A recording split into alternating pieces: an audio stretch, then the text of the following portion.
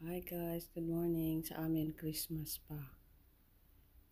So, hindi ko muna tinanggal yung Christmas tree namin kasi yung mga kapitbahay namin, maliwanag pa sa loob ng bahay at sa labas.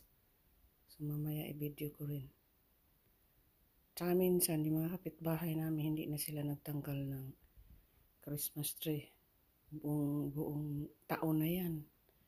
Kasi may mga paniwala yung iba na kapag matapos na daw yung December, malungkot.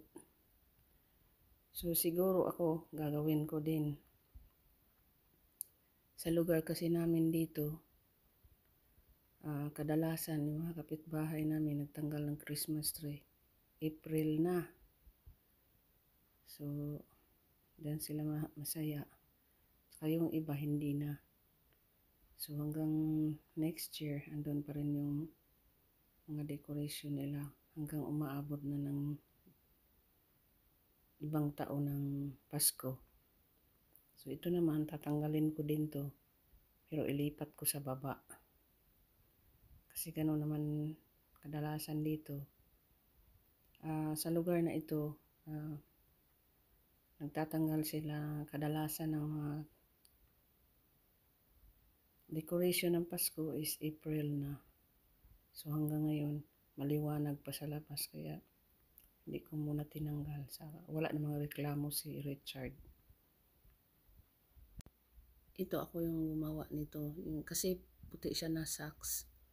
So nilagyan ko sana ng ribbon, pangit. So ganyan na lang. So ilipat ko sila sa baba. So sa dollar store ko lang nabili to. Pero maganda naman.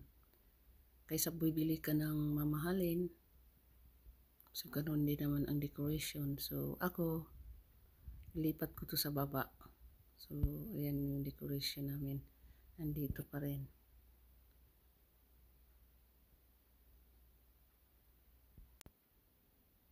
At dito sa amin hanggang ngayon, Pasko pa din.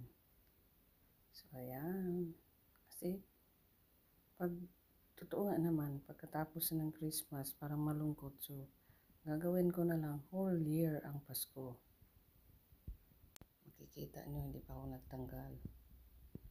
So, wala na nga lang, yan, balls kasi. Yung apo ko, tinanggal. So, yun lang at have a good day sa lahat. Ito yung mga collection ko at yung isa bili ko yan sa Amerika. So, hanggang doon sa baba. Ayan. So, next year lalo na